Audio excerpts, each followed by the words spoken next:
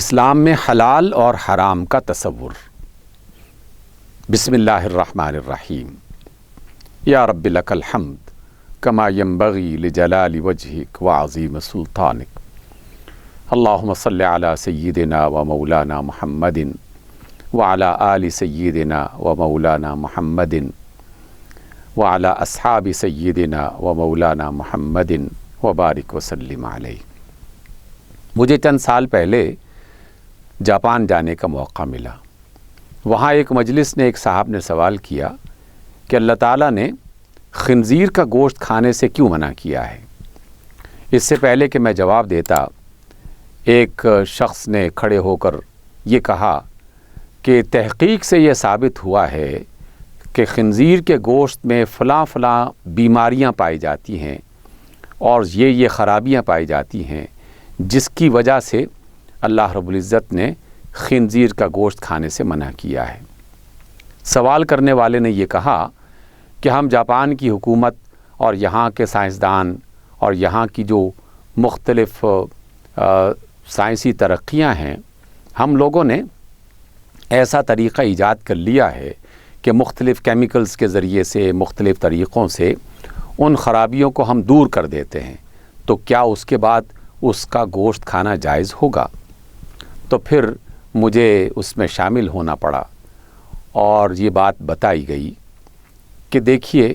جب بھی ہم حرام اور حلال کے بارے میں سوچتے ہیں یا سوال کرتے ہیں تو بنیادی تصور سمجھ لینا چاہیے۔ آئیے آج کی اس ملاقات میں ہم اس کے بنیادی تصور کو سمجھنے کی کوشش کرتے ہیں۔ سب سے پہلا جو لفظ ہے حرام، ہم اسی کو پہلے جاننے کی کوشش کرتے ہیں۔ حرام کا جو لفظ ہے یہ حرمت سے بنا ہے، اور حرمت اسی سے ہم ایک معنی عزت کا اختیار کرتے ہیں، اسی سے ایک لفظ ہم احترام کا استعمال کرتے ہیں۔ اسی وجہ سے ہم دنیا کی سب سے مبارک مسجد حرام، اس کو مسجد حرام کہتے ہیں، گویا کہ سب سے زیادہ حرمت والی مسجد۔ اسی طرح مدینہ منورہ کی جو مسجد ہے،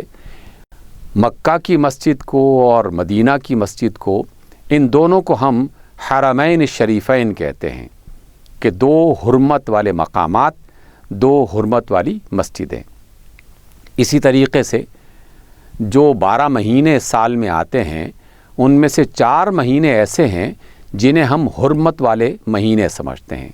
ایک کا تو باقاعدہ نام ہی محرم الحرام رکھا جاتا ہے اور لوگ اسی اعتبار سے اس کو یاد بھی کرتے ہیں، یعنی حرمت والا محرم۔ اسی طریقے سے حج کا مہینہ بھی حرمت والا ہے، رجب کا مہینہ بھی حرمت والا ہے، اور اللہ رب العزت نے ان مہینوں کو حرمت والا یعنی عزت والا مہینہ قرار دے کر اس میں جنگ کرنا، لڑائی کرنا حرام کر دیا، منع کر دیا۔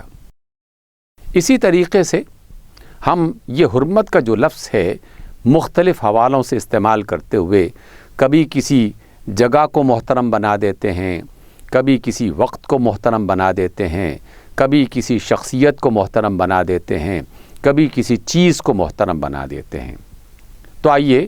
حرام اور حلال کے حوالے سے یہ دیکھیں کہ اصل حرمت اور اصل عزت کس چیز کی ہے، کس بات کی ہے۔ اگر ہم غور کریں گے تو حرمت کے اعتبار سے نہ مسئلہ خنزیر کا ہے، نہ مسئلہ سود کا ہے، نہ مسئلہ چوری چکاری کا، قتل و غارت گری کا، یا مختلف قسم کے گوشت اور کھانے یا نہ کھانے کا ہے،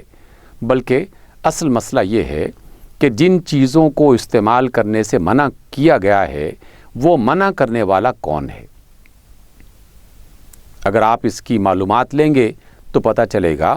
کہ ہم مسلمان ہر اس حرام کو حرام کہتے ہیں کہ جس کو اللہ رب العزت نے منع کیا ہو۔ گویا کہ وہ چیز بذات خود مقصود نہیں ہے کہ اسے استعمال کیا جائے یا نہ کیا جائے۔ اصل بات جس کی طرف توجہ کرنی چاہیے وہ یہ کہ اس کا حکم کس نے دیا ہے۔ ہم اس ذات کو سامنے رکھتے ہوئے، اس کی عظمت کا خیال رکھتے ہوئے اور اس کے حکم کی پاسداری میں یہ تصور کر لیتے ہیں کہ یہ کائنات چونکہ اللہ کی ہے، وہ اس کائنات کا مالک ہے، بادشاہ ہے، حکمران ہے، اور اس کی کائنات میں اسی کا حکم چلے گا، اور ہم اس کے حکم کی نافرمانی نہیں کر سکتے۔ اس کی وجہ سے جو اس نے کہا ہمیں اس حکم کو ماننا ہے اور اس کے سامنے سر تسلیم خم کرنا ہے۔ اگر اس نے یہ کہا کہ یہ کام کرو تو ہمیں وہ کام کرنا ہے، اور اگر اس نے کہا کہ یہ کام نہ کرو تو ہمیں اس کام سے اپنے آپ کو بچانا ہے۔ اگر کوئی شخص اس کے اس حکم کو نہیں مانتا کہ جس میں اس نے کسی کام کو کرنے کے بارے میں کہا ہے، تو در حقیقت وہ بھی ایک حرام کام کر رہا ہے۔ مثلا اللہ تعالیٰ نے فرمایا کہ ہر مومن مرد اور عورت پر دن میں 5 وقت کی نمازیں ادا کرنا یہ فرض ہے۔ ایک شخص جان بوجھ کر انکار کر دیتا ہے اور کہتا ہے کہ میں تو نماز ادا نہیں کروں گا، یا اللہ تعالیٰ نے فرمایا کہ رمضان کے روزے رکھنا ہے، اور کوئی شخص جان بوجھ کے انکار کر دیتا ہے کہ میں تو روزے نہیں رکھوں گا، تو در حقیقت اس نے ایک حرام کام کیا ہے، کیونکہ اللہ تعالیٰ نے یہ کام کرنے کا حکم دیا تھا اور اس نے اللہ کے اس حکم کو ماننے سے انکار کر دیا۔ اسی طریقے سے اللہ تعالیٰ نے کچھ کاموں کو نہ کرنے کا حکم دیا ہے کہ یہ کام تم نے کسی صورت میں نہیں کرنا۔ کسی انسانی جان کو بغیر کسی وجہ کے قتل نہیں کیا جا سکتا، کسی انسانی عزت کو نقصان نہیں پہنچایا جا سکتا، کسی کے مال پر ناجائز قبضہ نہیں کیا جا سکتا، اسی طریقے سے کسی فرد کو دھوکہ نہیں دیا جا سکتا، لڑائی جھگڑے کے موقع پر غصے کی حالت میں گالی نہیں دی جا سکتی، کسی کی عزت کو نقصان نہیں پہنچایا جا سکتا، چوری کرتے ہوئے کسی کا مال حاصل نہیں کیا جا سکتا، کسی کی زمین پلاٹ پر ناجائز قبضہ نہیں کیا جا سکتا، لین دین کے وقت دھوکہ نہیں دیا جا سکتا۔ مشکل حالات میں ذخیرہ اندوزی اللہ رب العزت نے اس کام سے منع کر دیا ہے اور اس کو حرام قرار دے دیا ہے۔ محرم رشتوں کے علاوہ کسی اور سے نکاح کرنے کی جو بنیادی شرائط ہیں، اگر کسی شخص نے ان شرائط کا خیال نہ رکھا اور بدکاری کے راستے کو اختیار کیا اور گناہ کے اور جسم فروشی کے راستے کو اختیار کیا، تو اللہ تعالیٰ نے اس کام سے منع کر دیا ہے۔ محرم رشتے اللہ تعالیٰ نے متعین کر دیے ہیں، ان رشتوں میں سے کسی رشتے کے ساتھ نکاح نہیں کیا جا سکتا۔ اسی طریقے سے بہت سارے دیگر کام جس میں یہ کہا گیا کہ خون نہیں پیا جا سکتا، چاہے وہ کسی حلال جانور کا ہی کیوں نہ ہو، سود نہیں استعمال کیا جا سکتا، اسی طریقے سے خنزیر کا گوشت استعمال نہیں کیا جا سکتا، اسی طریقے سے ہر وہ جانور جسے درندہ قرار دیا گیا ہے، جس کی علامت کے طور پر رسول اللہ صلی اللہ علیہ وسلم نے یہ فرمایا کہ ہر وہ پرندہ جو پنجوں سے شکار کرتا ہے، اور ہر وہ درندہ جس کے 2 نوکیلے دانت ہیں جو اس کے منہ میں ہوا کرتے ہیں، اور جیسے بلی اور شیر اور چیتا اور اس قسم کی جتنے بھی جانور ہیں جن کے منہ میں 2 نوکدار نوکیلے قسم کے دانت ہوا کرتے ہیں، کچلیاں بھی اس کو کہا جاتا ہے، اور بھی کئی نام اس کے لیے جاتے ہیں، تو یہ تمام کے تمام جانور، ان کا گوشت استعمال نہیں کیا جا سکتا۔ تو ہمیں ان باتوں کی طرف توجہ کرتے وقت یہ نہیں سوچنا زیادہ کہ آخر ان کاموں سے، ان باتوں سے اللہ رب العزت نے ہمیں کیوں منع کر دیا ہے۔ اصل سوچنے کی بات یہ ہے کہ کیا واقعی اللہ رب العزت نے ہمیں ان کاموں سے منع کر دیا ہے؟ اگر یہ بات کنفرم ہو جائے، اللہ کی کتاب قرآن مجید سے پتہ چل جائے یا رسول اللہ صلی اللہ علیہ وسلم ان کے فرمان سے اس بات کا پتہ چل جائے کہ اللہ رب العزت نے یہ والے کام منع کر دیے ہیں اور یہ والی چیزیں کھانے سے منع کر دیا ہے، تو بس ان چیزوں سے اپنے آپ کو بچا لینا چاہیے۔ لیکن حکمت کو جاننے کے لیے اس پر تحقیق کرنا، اس میں کوئی حرج نہیں ہے۔ مثلا اگر کوئی شخص شراب کے بارے میں تحقیق کرتا ہے، خنزیر کے گوشت کے بارے میں تحقیق کرتا ہے،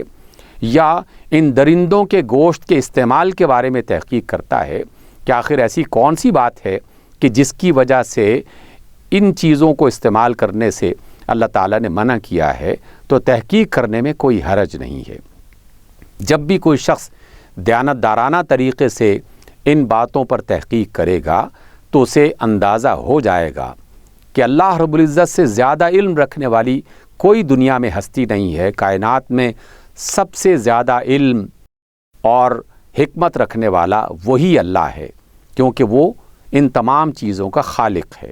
اور جو خالق ہوتا ہے وہ اپنی مخلوق کے بارے میں سب سے زیادہ بہتر انداز میں جانتا ہے۔ اس لیے اس اللہ نے جب کسی چیز کے بارے میں منع کر دیا ہے تو یقیناً اس میں کوئی نہ کوئی ایسا نقصان موجود ہوگا کہ جس کی وجہ سے اللہ رب العزت نے انسانوں پر وہ چیز منع کر دی ہے۔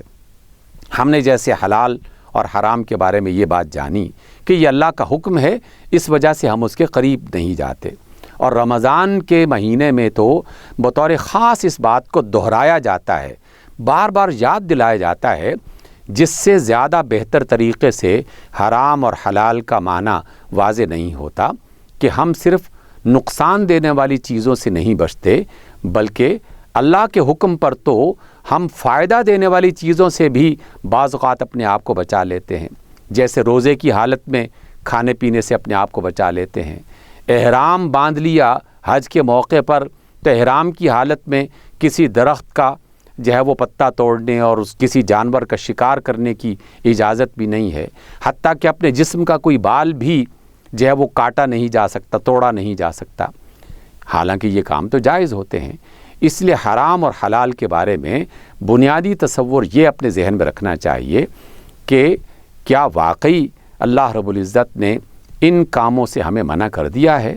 بس اس کی تحقیق ضرور کریں، قرآن مجید میں دیکھا جائے، اللہ کے رسول صلی اللہ علیہ وسلم کی تعلیمات کے ذریعے سے اس کو جاننے کی کوشش کی جائے۔ اگر یہ بات بالکل واضح انداز میں پتہ چل جائے کہ اللہ نے ان باتوں سے اور ان کاموں سے ہمیں منع کر دیا ہے تو پھر بغیر کسی توقف کے، یعنی پھر ذہن میں یہ بات آنی ہی نہیں چاہیے کہ میں یہ کام کیوں کروں اور میں یہ کام کیوں نہ کروں۔ بس اللہ کا حکم آ گیا، اللہ کے حکم کے سامنے سر جھکاتے وقت اور فوری طور پر اس بات کو مان لینا چاہیے، اور اس ہر غلط بات سے کہ جس سے اللہ نے منع کیا ہے اپنے آپ کو روک لینا چاہیے، اور ہر اس کام سے بھی کہ جو بذات خود غلط کام نہیں ہے لیکن اللہ کا حکم آ گیا کسی خاص وقت کے لیے اور کسی خاص کیفیت میں، تو اس کیفیت اور وقت کا لحاظ کرتے ہوئے اللہ تعالیٰ کے حکم کی اطاعت کرنا ہے۔ بالکل ایسے جیسے کوئی شخص نماز ادا کرتا ہے تو نماز کے دوران نہ وہ دائیں بائیں دیکھتا ہے، نہ کسی کی بات کا جواب دیتا ہے، حتیٰ کہ کسی کے سلام کا جواب بھی وہ نہیں دیتا، کیونکہ اسے یہ پتہ ہے کہ اللہ نے اس حرکت سے اور اس کام سے نماز کی حالت میں منع کر دیا ہے۔ تو جس طرح نماز کی حالت میں ہم کچھ کاموں سے اپنے آپ کو روک لیتے ہیں، روزے کی حالت میں کچھ کاموں سے اپنے آپ کو روک لیتے ہیں، حج کے احرام کی حالت میں کچھ کاموں سے اپنے آپ کو روک لیتے ہیں، بالکل اسی طریقے سے پوری زندگی میں کچھ باتیں اور کچھ کام ایسے ہیں جن سے اپنے آپ کو ہمیں روک لینا چاہیے۔ مزید غور کریں گے تو اللہ تعالیٰ کی حکمتیں ہمیں سمجھ میں آئیں گی کہ جن جن باتوں کی اجازت اللہ تعالیٰ نے دے رکھی ہے وہ انسانوں کے لیے زیادہ مفید ہیں، ان کی تعداد بھی زیادہ ہے، وہ انسانوں کو زیادہ فائدہ پہنچانے والی ہیں، اور جن باتوں سے جن کاموں سے انسانوں کو منع کیا ہے لازماً ان باتوں کو نہ کرنے میں انسان کے لیے کچھ نہ کچھ فائدہ ضرور موجود ہے، اور ان کاموں کو اختیار کرنے میں کچھ نہ کچھ نقصان ضرور پایا جاتا ہے۔ تو ہمیں اللہ کی بات کو ماننا ہے، رسول اللہ صلی اللہ علیہ وسلم کی بات کے سامنے اپنے سر کو جھکانا ہے، اور دنیا میں اپنے آپ کو جسمانی طور پر، روحانی اور ذہنی طور پر نقصان سے بچانے کی کوشش کرنا ہے، اور آخرت میں اللہ تعالیٰ کے عذاب سے اور اللہ تعالیٰ کی ناراضگی سے اپنے آپ کو بچانا ہے۔ اللہ مجھے بھی توفیق دے اور آپ کو بھی، آمین۔